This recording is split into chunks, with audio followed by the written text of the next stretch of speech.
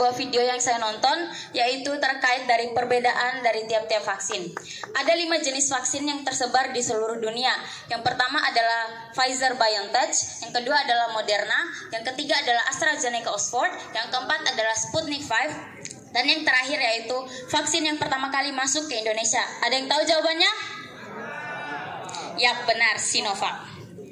Dari kelima jenis vaksin yang telah saya sebutkan barusan, terdapat beberapa perbedaan, terutama dalam cara kerjanya. Sebelum saya membahas lebih lanjut cara kerja dari tiap-tiap vaksin, saya akan terlebih dahulu lebih baiknya kita memahami terlebih dahulu bagaimana sih cara tubuh kita untuk melawan virus dan bagaimana cara untuk menciptakan kekebalan tubuh atau sistem imun. Jadi, ketika virus atau apapun yang bersifat asing masuk ke dalam tubuh manusia, maka sistem imun akan menghadapinya.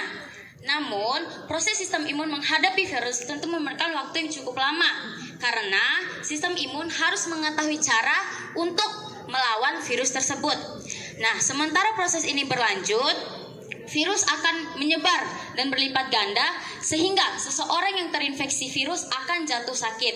Nah, setelah sistem imun berhasil menghabisi virus, maka ia akan tetap mengingat cara untuk melawan virus tersebut, sehingga jika suatu saat nanti virus tersebut masuk ke dalam tubuh kita, maka tubuh kita sudah siap untuk melawan virus tersebut. Oke, langsung saja saya akan membahas cara kerja dari tiap-tiap vaksin. Yang pertama adalah kita mulai dengan Sinovac. Vaksin COVID-19 buatan Cina yang menggunakan metode inactivated virus atau virus yang dinonaktifkan. Nah, metode ini menggunakan virus COVID-19 yang sudah dibunuh, kemudian dimasukkan ke dalam tubuh manusia. Meskipun nonaktif dan tidak dapat menyebar, tubuh akan tetap menghadapi dan sistem imun akan tetap mengetahui cara untuk melawan virus tersebut.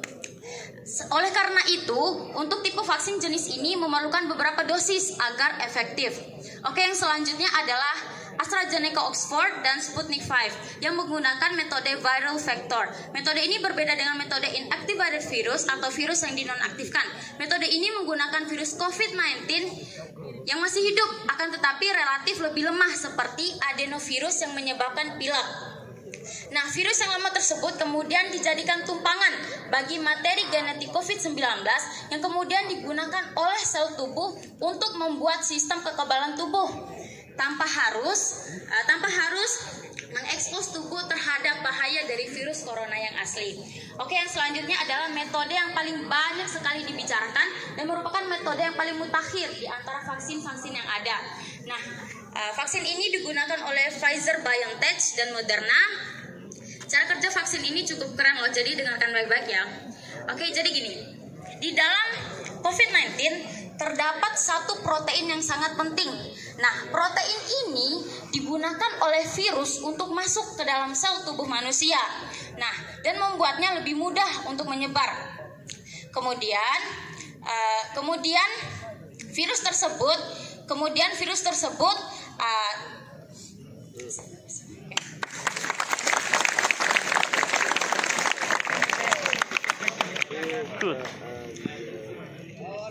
yang anggap saja begini. Jadi anggap saja bahwa